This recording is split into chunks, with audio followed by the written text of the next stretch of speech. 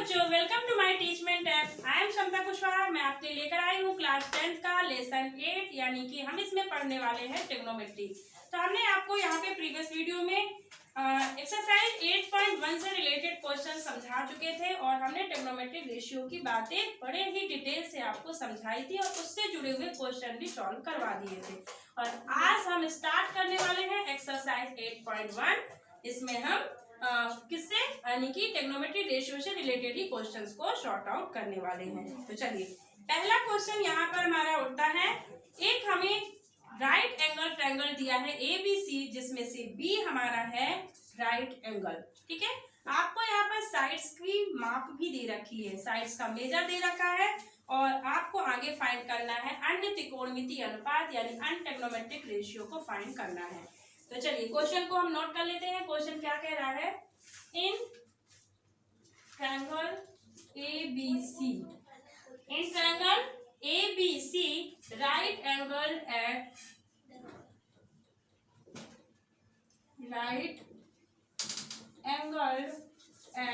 B, यानी B पर क्या है? वो राइट एंगल है, यानी समकोण बना रहा है।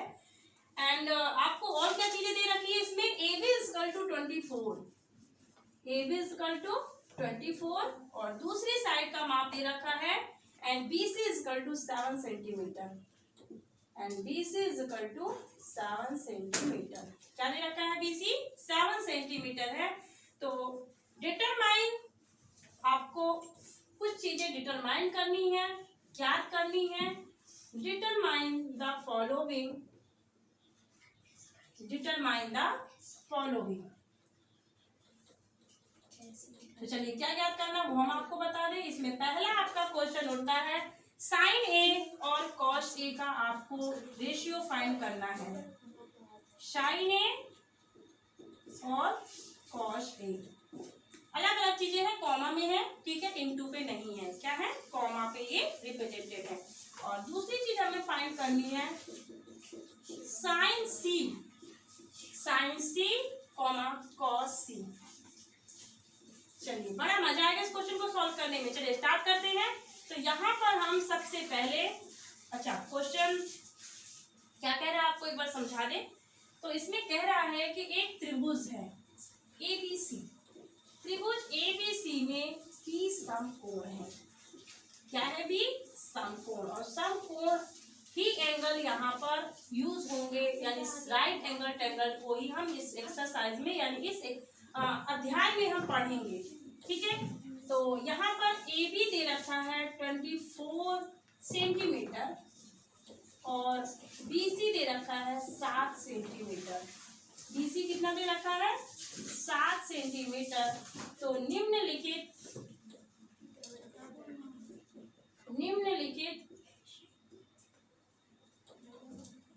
निम्नलिखित का मान ज्ञात कीजिए।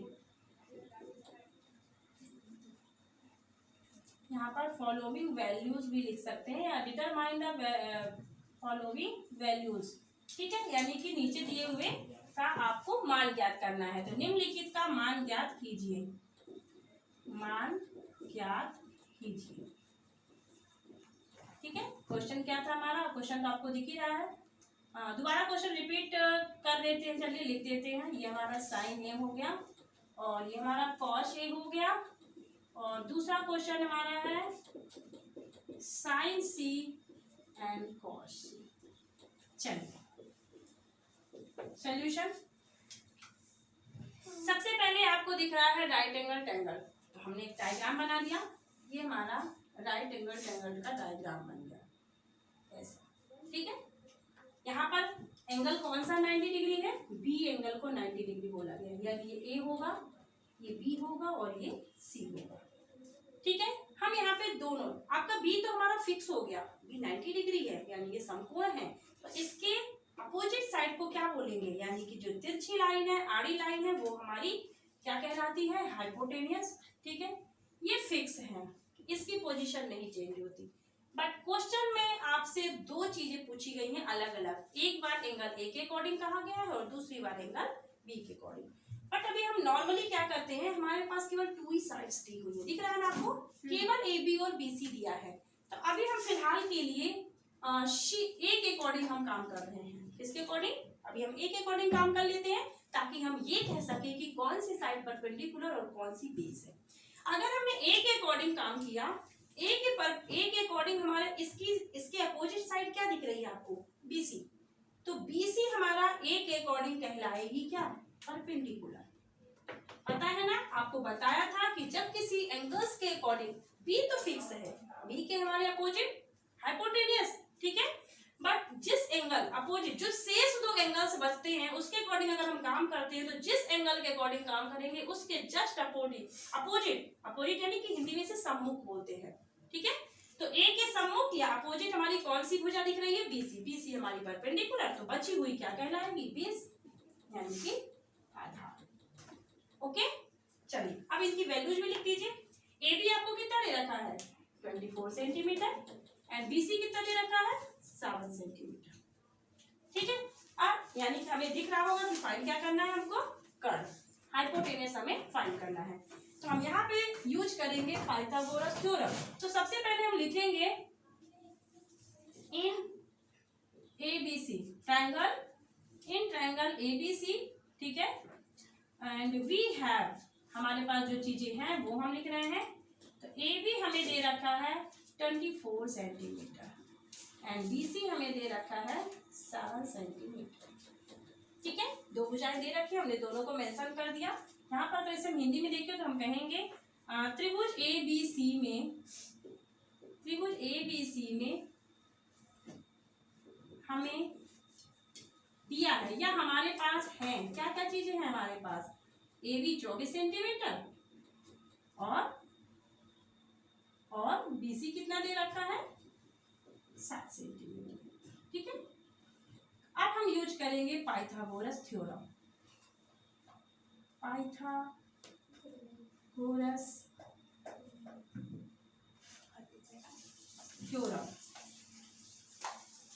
यानी कि पाइथागोरस प्रमेय का हम उपयोग करने वाले हैं। पाइथागोरस प्रमेय से, ठीक है। तो आपको पता है ना पाइथागोरस थ्योरी क्या होती है?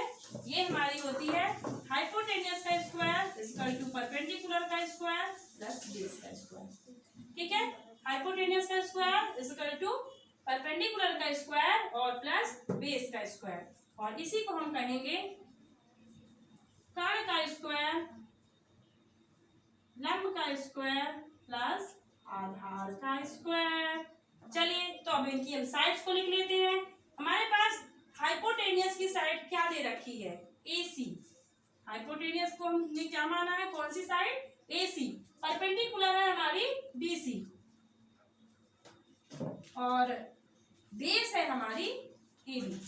तो हमने इनकी साइड्स का नाम लिख दिया,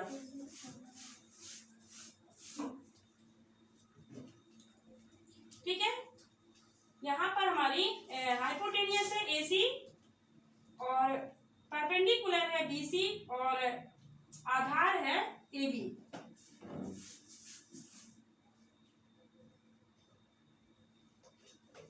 चलिए तो हमें कुछ साइड्स के मान भी दे रखे थे तो इन्हें हम देख लेते हैं। BC हमें कितना दे रखा है? 7 का स्क्वायर और AB हमें दे रखा है 24 का स्क्वायर, ठीक है। हम यहाँ पर AC का स्क्वायर फाइंड कर रहे थे जिसमें हमने BC का माप लिख दिया और AB का नाम लिख दिया। चलिए अब हमको दिख रहा है इनका स्क्वायर करना है नाम है, तो चलिए इनका स्क्वायर कर लेते हैं। इनका स्क्वायर क्या आएगा? 7 का स्क्वायर क्या होता है? 7 7 जा यानी कि 7 का 7 में मल्टीप्लाई यानी कि 49 और 24 का स्क्वायर क्या बनेगा?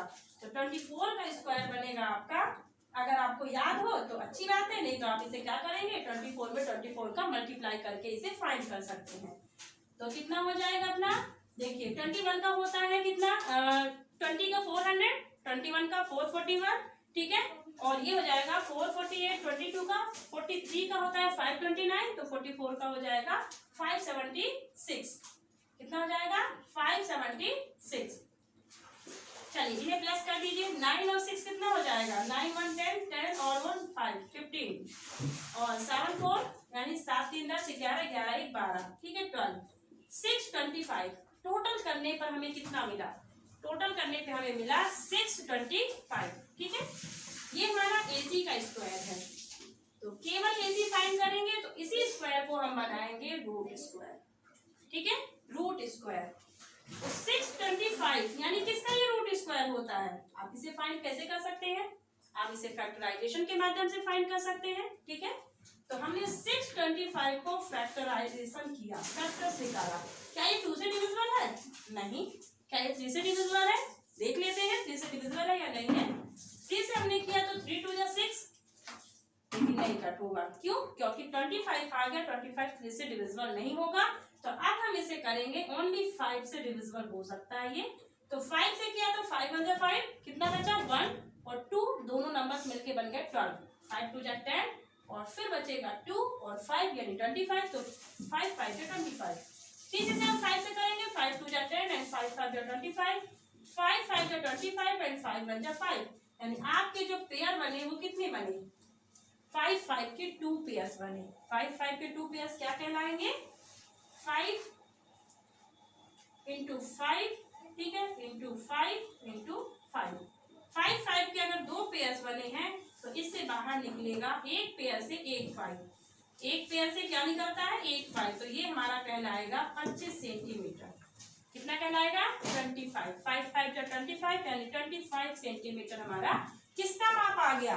कर्ण यानी हाइपोटेनियस का हमारा माप आ चुका है। चलिए, अब हमारा ये काम तो हो गया। हमने साइड को फाइंड कर लिया कि हमारी साइड कितने सेंटीमीटर की रही होगी।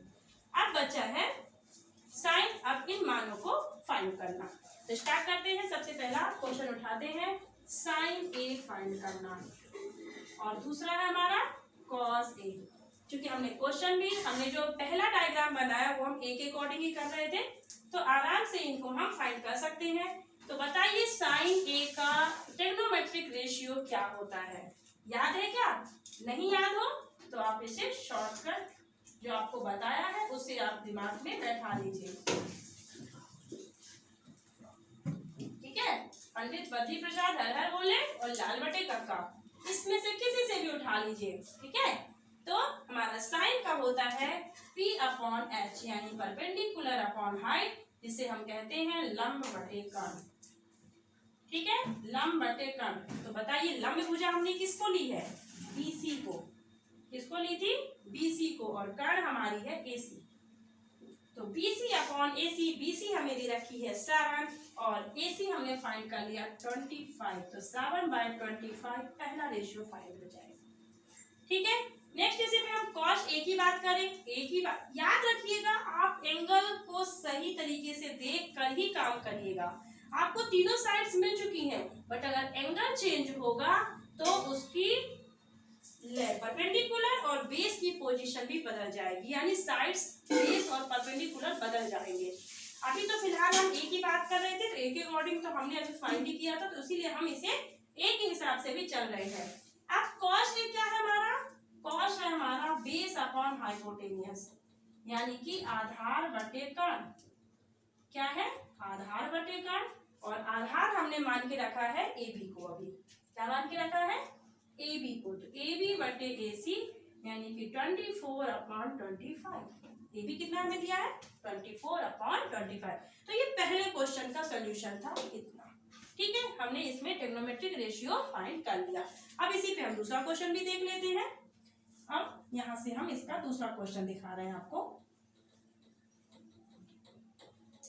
चलिए, इसका सेकंड क्वेश्चन कह रहा है कि आप साइन C फाइंड करिए इस बार और कॉस C फाइंड करिए। ठीक है, देखिए इस बार कोण का नाम बदल गया। कोण का नाम A से C हो गया। तो चलिए हम भी थोड़ा सा इसकी पोजीशन चेंज कर देंगे।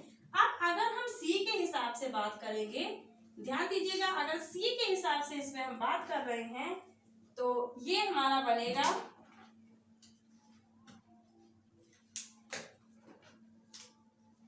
चलिए अगर हमारा कोण ये हो गया, ध्यान दीजिएगा, ये अलग से आपको हाईलाइट करके दिखा रहे हैं। C के अकॉर्डिंग अगर हम बात करेंगे तो जो अभी हमारी आधार भुजा बनी हुई थी वो अब हमारी बन जाएगी लंब भुजा। ठीक है, क्योंकि अब हम C के अकॉर्डिंग बात कर रहे हैं तो C के सामने की भुजा बनेगी लंब और ये नीचे वाली भुजा बन जाएगी आधार। क्योंकि हाइपोटेनियस पड़ने वाला है हाइपोटेनियस वही का वही रहेगा। ओके, तो चलिए केवल हमें इनका नाम बदलेंगे, इनकी भुजाओं का माप नहीं बदलने वाला। ठीक है, माप जो है वही रहेगी, केवल नाम बदला है। तो जब हम यहाँ पर साइन सी निकालेंगे, अनुपात तो वही होता है P upon H, perpendicular upon height यानी कि लंब बटे कर्ण। ठीक है, लंब भुजा इस बार हमारी क्या हो गई है, AB। C के अकॉर्डिंग लंब भुजा AB और कर्ण AC ही रहेगी। तो AB कितना है आपको 24 अपॉन 25 हमारी कर्ण का माप था। और इसी तरह से अगर हम cos C फाइंड करने जा रहे हैं तो cos C का रेशियो तो आपको पता है क्या होता है, cos C हमारा होता है बेस अपॉन हाइपोटेनियस यानी कि आधार बटे कर्ण। तो आधार क्या हमने भुजा को मान लिया इस बार BC को। तो चलिए यहाँ पर हम BC बटे AC लिखेंगे और BC का मान है 7 और AC का मान है 25। तो ये देखिए हमें ये अलग अलग रेशियो फाइंड हुए हैं अलग अलग कोणों के अकॉर्डिंग। ठीक है, ये क्वेश्चन को थोड़ा सा ध्यान से करिएगा, कंफ्यूज मत होइएगा। A और C के हिसाब से आपके मान नहीं बदलेंगे, केवल भुजाओं के नाम बदलेंगे, यानी भुजाएं हमें अलग अलग लेनी पड़ेंगी। ठीक है, तो ये हमारा क्वेश्चन था फर्स्ट। चलिए सेकंड क्वेश्चन, इसमें हम सॉर्ट आउट करेंगे।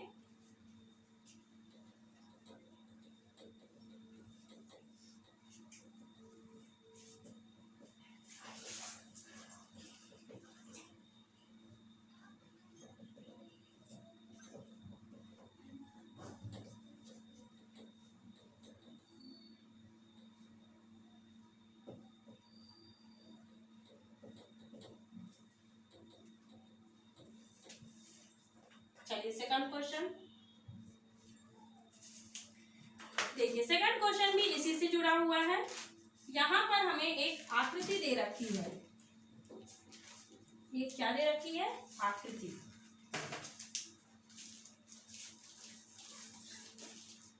क्वेश्चन कह रहा है एक आकृति में आपको डायग्राम दे रखा है, ऐसा ऐसा ऐसा, और इसका नाम उसने दे रखा है PQR। क्या दे रखा है, PQR, जिसमें से Q को बनाया है राइट एंगल। Q को क्या बना दिया उसने, राइट एंगल। और दो भुजाओं के मान भी दे रखे हैं। यहाँ पर हाइपोटेनियस है 13 सेंटीमीटर का और परपेंडिकुलर है 12 सेंटीमीटर का। ठीक है, अभी परपेंडिकुलर या हाइपोटेनियस तो फिक्स है इसका। हाइपोटेनियस चूंकि 90 डिग्री अगर उसने कह दिया तो इसके जस्ट सम्मुख भुजा को हाइपोटेनियस फिक्स कर सकते हैं, बट इसको परपेंडिकुलर अभी हम कह दें ऐसा डिसाइड नहीं कर सकते, क्योंकि जब तक हम एंगल नहीं देखेंगे कि हम किस एंगल की बात कर रहे हैं, आर की या पी की, तब तक हम परपेंडिकुलर और बेस का नाम नहीं बोल सकते। बट हमें ये पता है कि पी क्यू 12 सेंटीमीटर दे रखी है और पी आर हमें कितनी दे रखी है, 13 सेंटीमीटर। तो चलिए अब हम यहाँ पे देख ही लेते हैं कि क्वेश्चन में पूछ क्या रहा है। क्वेश्चन में आपको कह रहा है find the value of tan p, find the value of in triangle PQR, find the value of in triangle PQR। ठीक है, या फिर इस चीज को आप शुरू में लिख लीजिए, in triangle PQR find the value of cot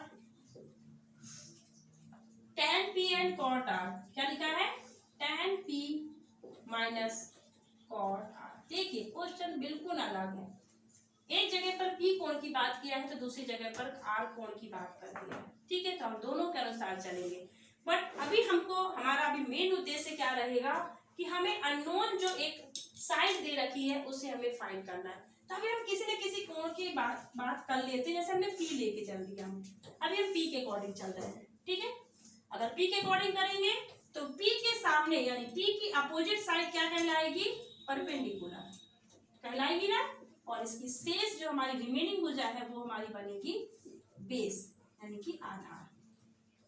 okay, चलिए ये हम क्यों करते हैं, ताकि हम उस अननोन साइड को फाइंड कर सके पाइथागोरस थ्योरम के थ्रू। तो अब हमारे पास यहाँ पे दिया क्या है, इसका हम सॉल्यूशन यहाँ पर आप समझ गए होंगे क्वेश्चन को क्या कहना चाह रहा है कि आपको एक त्रिभुज दे रखा है PQR और उसमें कह रहा है कि tan p minus cot r का मान ज्ञात करो। क्या ज्ञात करो? मान ज्ञात करो। चलिए इसका सॉल्यूशन देखिए। जैसा कि हमें पता है कि हमें दे रखा है कुछ साइड्स का माप, तो उसे हम यहाँ पे नोट कर देते हैं। we have in triangle PQR, PQ is equal to 12 centimeter and PR is equal to 13 centimeter। तो फाइंड क्या करना है? QR को। QR क्वेश्चन मार्क, QR हमारे पास नहीं दिया है, तो हमें दिया है, क्या लिखेंगे इसकी हिंदी? हमें दिया है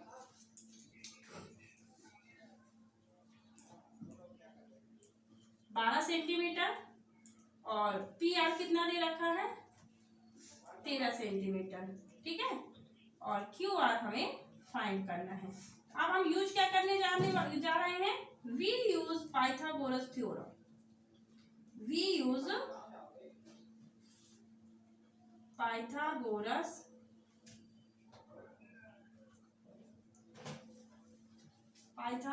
थ्योरम, ठीक है। हम पाइथागोरस प्रमेय का उपयोग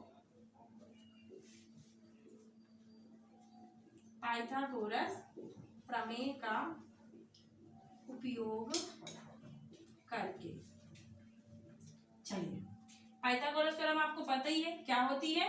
हाइपोटेन्यूज का स्क्वायर, बेस का स्क्वायर प्लस परपेंडिकुलर का स्क्वायर। इसी को क्या कहते हैं? कर्ण का स्क्वायर, लंब का स्क्वायर प्लस आधार का स्क्वायर।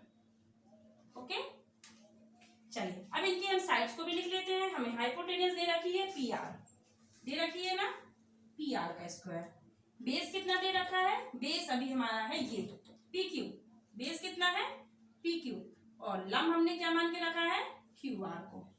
आपको यहाँ पता है फाइंड क्या करना है? QR। तो अगर हमें QR फाइंड करना है तो अब हम क्या करेंगे? हाइपोटेन्यूज में बेस को माइनस करेंगे, ठीक है। हाइपोटेन्यूज में क्या करेंगे? बेस को माइनस करेंगे। चलिए तो इसे हम यहाँ देखते हैं कैसे हम हाइपोटेन्यूज से बेस माइनस करेंगे। हमने कहा PR का स्क्वायर माइनस PQ का square is equal to QR का स्क्वायर। और अगर केवल हमें QR फाइंड करना है तो इसी को हम लिख सकते हैं रूट में। इसमें लिख सकते हैं रूट में। इनके वैल्यूज को लिख देते हैं।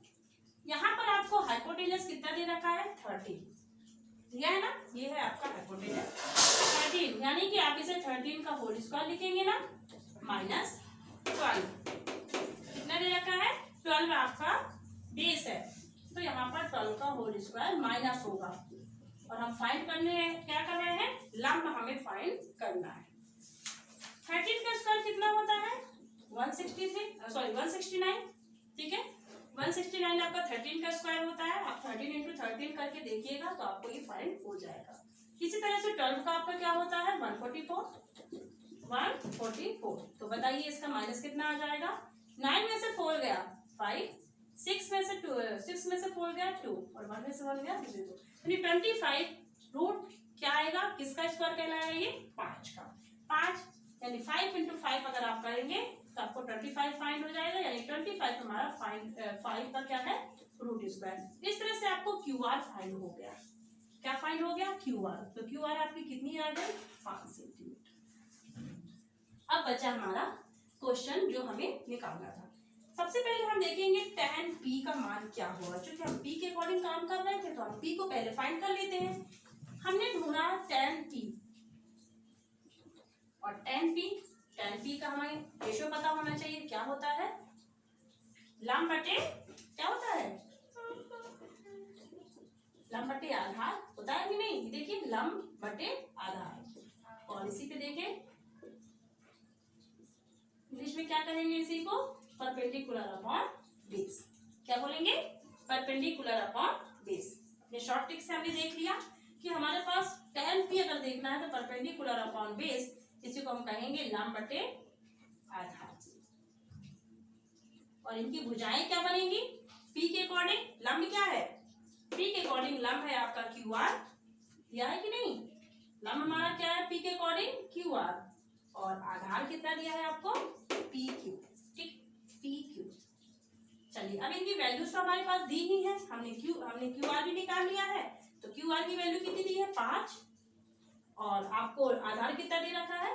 12। ये हमारा पहला अनुपात निकला है अभी। ठीक है, अभी इसे हम पुट करेंगे क्वेश्चन पे, बट अभी हम पहले इसे फाइंड कर लेते हैं। अब हमें आगे देखना है कॉट आर के। यहाँ पर देखिए आपको थीटा बदल गया, कोण का नाम बदल गया, आर आ गया। तो चलिए अगर हम आर के अकॉर्डिंग देखते हैं, किसके अकॉर्डिंग देख रहे हैं? आर के अकॉर्डिंग।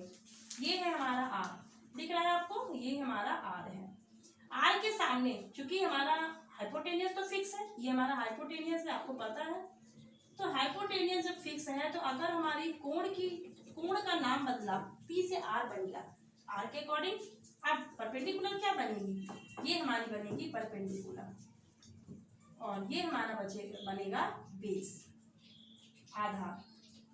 ओके, केवल इनका नाम बदल गया, भुजाओं का नाम बदल गया, लंब और आधार का नाम बदल गया, बट इनकी जो माप है वो मतलब वही रहेंगी। चलिए, तो कॉट आपको पता है tan का रिवर्स होता है, tan का रिवर्स है कॉट, यानी अब हम यहाँ पर इसका रेशियो क्या लिखेंगे? यहाँ पर हमारा इसका रेशियो आएगा base upon P, base upon perpendicular, यानी इसी को हम कहेंगे आधार बटे लंब। बट गलती से आप इनके मानों को मत पलट देना, क्योंकि यहाँ पर आधार और लंब चेंज हो चुका है। ठीक है, तो आधार क्या है हमारा? आर के अकॉर्डिंग आधार देख लीजिए, आर के अकॉर्डिंग हमारा आधार आया क्यू आर, आधार के अकॉर्डिंग क्यू आर हमारा आधार हो गया, और लंब हो गया हमारा पी क्यू। ठीक है, क्यू आर की वैल्यू कितनी? 5, और पी आर की वैल्यू कितनी? 12। अब ये मान तो हमारे सेम आ गए, बट भले हमने यहाँ पर आर अलग लिया, ठीक है, अभी इत्तेफाक है कि दोनों मान सेम आ गए, पर आप ऐसा मत सोच लीजिएगा कि हमेशा ये पलट के ही ले। अब आप इसको पलट के लिखते, अगर आप पी के अकॉर्डिंग काम करते तो ये 12/5 हो जाता कि नहीं हो जाता? हो जाता ना। अगर हमारा कॉट हम पी निकालते तो सीधे सीधे हम क्या कर देते? इस अनुपात को पलट देते, क्योंकि हमें पता है कॉट और tan का आपसी बहुत गहरा संबंध है। ठीक है, तो उसके अकॉर्डिंग इसे हम कह सकते थे, बट हम यहाँ पे कॉट आर की बात कर रहे थे, तो आर के अकॉर्डिंग हमारे मान बदल गए। ठीक है, हमें वही का वही मिल गया। अब हमारा शेष जो काम बचा है वो इस पे पुट करना, वैल्यू को पुट करना। तो चलिए अब हम लिखते हैं tan p minus cot R, इनकी वैल्यूज को पुट करिए। 5/12 माइनस 5/12। तो जब हम किसी सेम मान को आपस में क्या कर रहे हैं? माइनस कर रहे हैं, 5/12 तो इसका एलसीएम चाहे तो आप इसे डायरेक्टली इसे कट कर सकते हो, या फिर आप 12 नीचे क्या है? डिनोमिनेटर सेम है, 12 आएगा, ऊपर का नंबर आपस में क्या हो जाएंगे? माइनस, यानी 0/12। फाइनल आंसर आपका आएगा 0। ठीक है, तो यहाँ पर सेम वैल्यूज है, देखिए ना, प्लस में एंड माइनस में, तो ये आपस में कैंसिल हो जाएंगे। जैसा कि आपने देखा होगा 3 - 3 प्लस 3 - 3 आपस में घट के क्या जवाब देते हैं? 0। ठीक है, तो बच्चों यहाँ पे